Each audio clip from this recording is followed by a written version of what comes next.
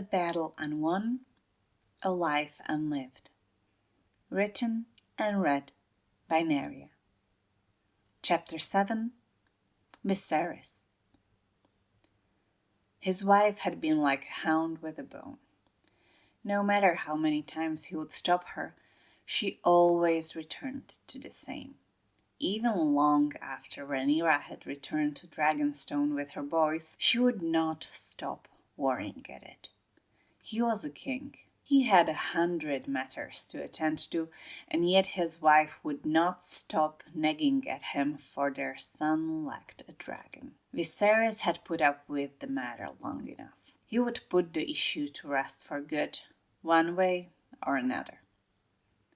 The royal family would sail to Dragonstone, and there Daemon would either find a dragon to claim or remain dragonless, and Viserys would hear no more of it either way. He was set on his plan, and yet Viserys knew his daughter well enough to know that to write to her of their coming would be inviting a refusal. They would surely not be at home, or one of the dragons would be in a particularly foul mood, or there would be a sickness among the children.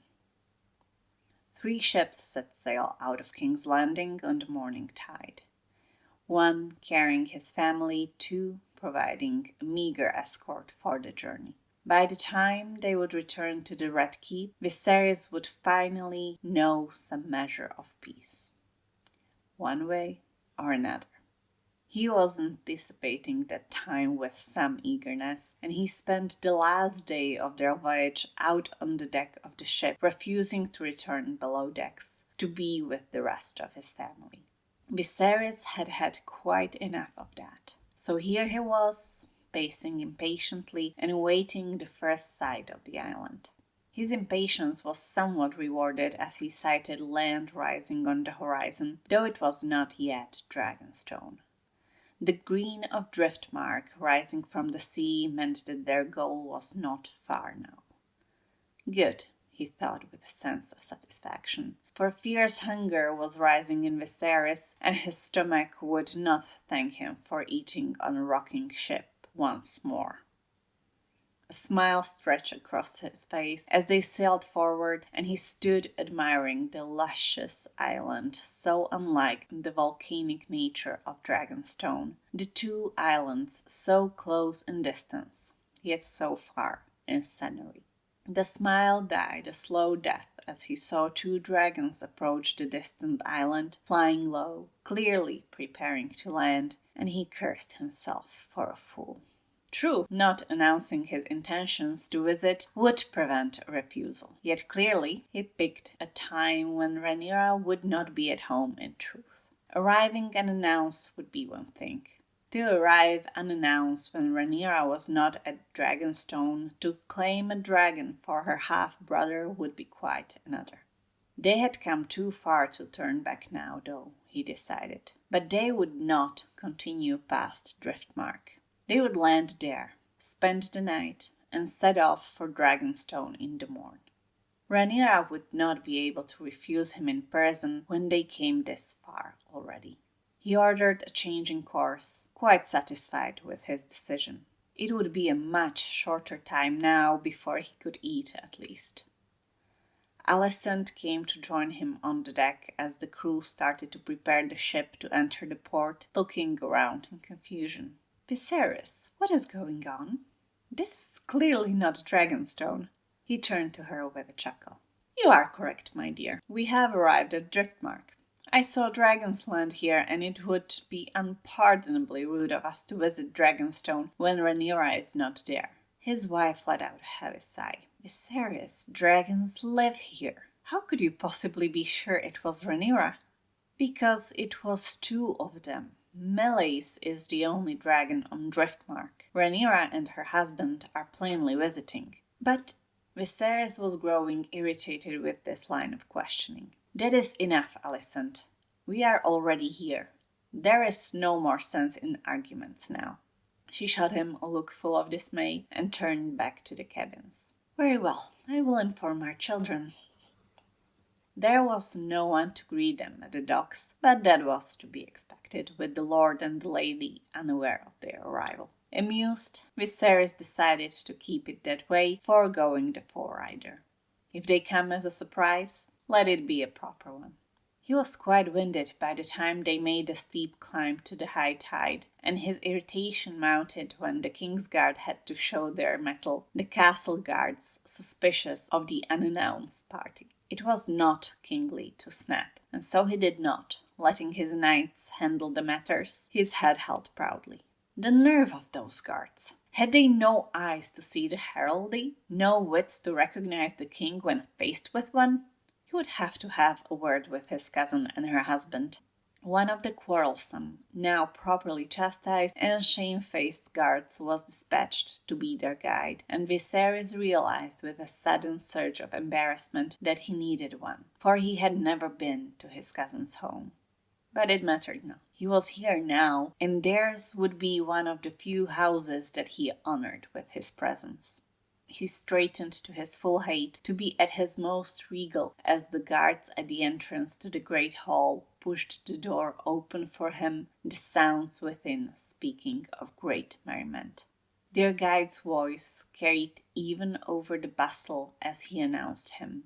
King Viserys of House Targaryen, first of his name, King of the Andals, the Rhaenyra, and the First Man, Lord of the Seven Kingdoms, Protector of the realm. Viserys stepped forward into the sudden hush, prepared to send gracious smiles to all around, only to freeze almost immediately. Daemon. His brother was there. His little brother. His little brother, whom he had not seen since his banishment from King's Landing more than 8 years past. Tears threatened to rise into his eyes. His little brother. Somehow, Daemon looked younger than the last time he had seen him. Taller, content, happy. They stared at each other for an eternity before Daemon moved. He bowed. He bowed deeper than ever before and spoke, "Your Grace," and Viserys felt like weeping. "Your Grace!" A joyous Scarless Velaryon appeared at his side, distracting him from his brother. "Welcome to high tide. You have come just in time for the celebration." It seemed to him that the Lord of the Tides had indulged in some celebrations already. "We are celebrating the birth of my grandson." Cheers sounded around the room at the proclamation. "Laena, come show his grace his new nephew." Viserys could barely breathe as Laena Velaryon approached with a small bundle. He had not known his brother's wife had been with child. Indeed, he had not heard any news of him since his marriage to her and their hasty departure. She made a shallow curtsy as she greeted him with "Your Grace" as well. He was among his family, yet they all bowed to him. It was not supposed to be this way. Viserys smiled at her. "Good sister, congratulations." He cast around for more words to say to the woman he had rejected as his bride, the woman that looked stunning. His brother's wife glowed with happiness and hardly looked to have recently birthed a child. He found no more words to say to her, merely asking to hold his nephew. The boy was a solid weight in his arms, his face peaceful and pale and beautiful. His nose was straight, and the shape of his ears was the same as his brother's. He was the very picture of his brother the first time he had been allowed to see him. When the babe let out a wide yawn, blinking his eyes open, he stared at him with his brother's eyes. He could not resist the wide smile splitting his face, and he turned that smile to his brother. "He looks exactly the same as you did at that age." Alicent's voice sounded next to him, entirely unwelcome. "What do you know? At last a Velaryon child that looks like their father. This is indeed a surprise." "Alicent!" He rebuked her as he saw the smile on his brother's face dim further and hostility enter his eyes. Velaryon's by his side stiffening, and he scrambled around for something to avert the rising conflict. Daemon's voice had a deceptive lightness to it when he spoke. "'Tis a good thing, good sister." Laena would not have enjoyed life wearing Corlys's ugly mug. He affected a shudder. "Indeed, I may have not enjoyed my wife, were that the case." Corlys Velaryon let out a great laugh. "I would prefer not hearing about how much you have enjoyed my daughter Daemon, much as I appreciate my grandchildren." Children? Daemon had children? He saw Alicent move to speak again and grew desperate to prevent whatever words she might speak next. "We must arrange a great tourney to celebrate the birth of new Targaryen prince." Daemon's eyes were cool at his proclamation. "I apologize, Your Grace, but my wife and I have just returned to Westeros. We have not made plans to visit King's Landing yet." "Visit?" Viserys faltered, taken aback, thinking quickly, floundering for a reason to bring him there.